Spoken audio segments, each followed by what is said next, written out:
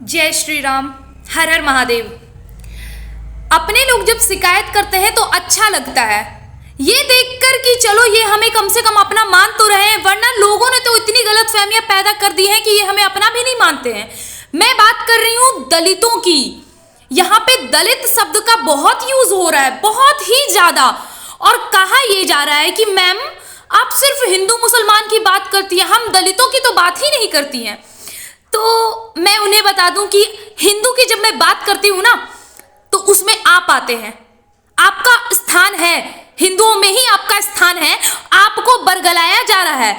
पर ये आपकी बुद्धि पर डिपेंड करता है कि आप हमारे रास्ते में हैं या फिर आप भटक रहे हैं।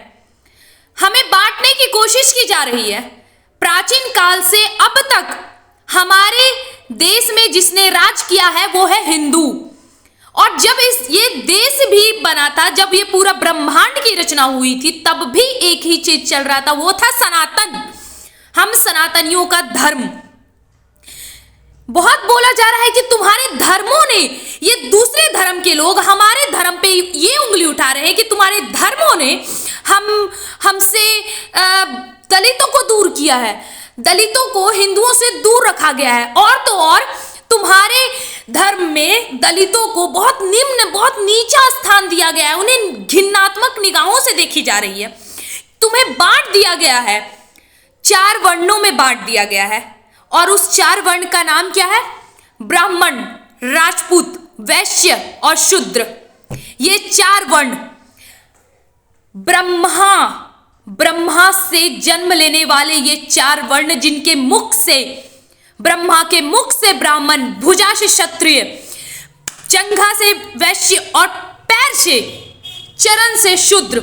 और एक बात याद रखिएगा, इसमें जो बरगलाने की ये कोशिश की जा रही है ना कि चरण का स्थान देके, ब्रह्मा के चरण का स्थान देके उन्हें निम्न स्थान दिया गया है, तो एक बात याद रखें, अगर चरण में भी कुछ हो ना तो वो ब्रह्मा भी अपाहिज ही कहलाएंगे।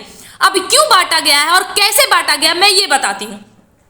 अकॉर्डिंग टू सनातन धर्म, हमारे धर्म के अनुसार चातुर्वर्ण्यम मया सृष्टम गुण क्रम विभागशः।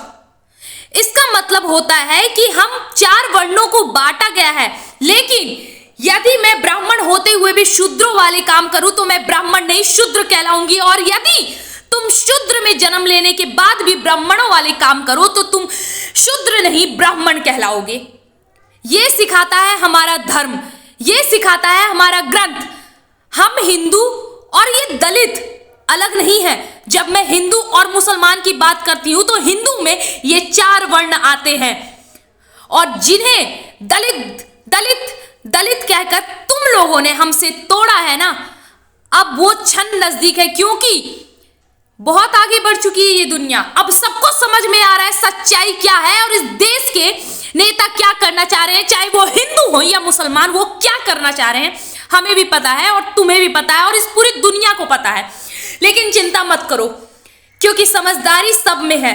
हम हिंदुओं को बांटने की तुमने जो कोशिश करी, वैसे बट तो हम प्राचीन काल से रहे हैं, अभी समय है हमें एक होने का।